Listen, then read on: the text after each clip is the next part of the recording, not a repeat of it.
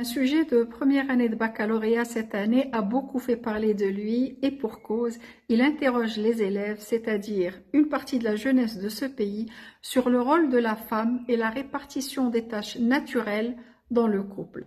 Ma première réaction a été de me demander si nous en étions encore réellement là au Maroc, un pays qui a des ambitions d'ouverture, d'échange et de collaboration avec l'ensemble des autres pays.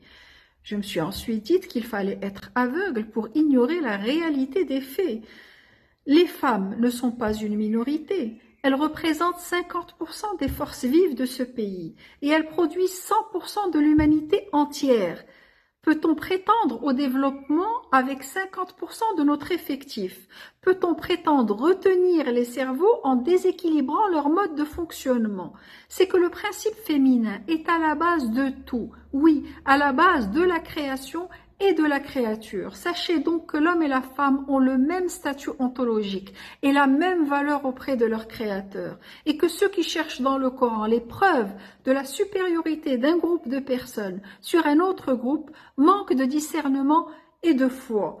Sur le plan de la foi et du cheminement spirituel, il est demandé à l'être humain de s'élever et de tendre vers l'excellence, l'ihsan. Il est donc ridicule, au nom d'une aveugle fidélité à un texte, et contraire au message divin de rester à des stades qui amoindrissent les êtres dans leur dignité.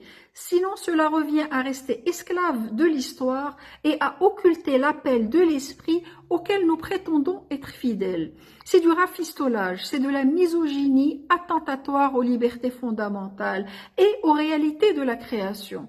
Pourquoi attentatoire aux réalités de la création? Je rappelle que deux attributs de Dieu qui reviennent au début de toute prière et de toute sourate sont Ar-Rahman et Ar-Rahim. La racine de ces deux attributs est Rahama et elle est une notion centrale dans l'acte de la création. C'est la même racine d'ailleurs qui constitue le mot Rahim, l'utérus de la femme.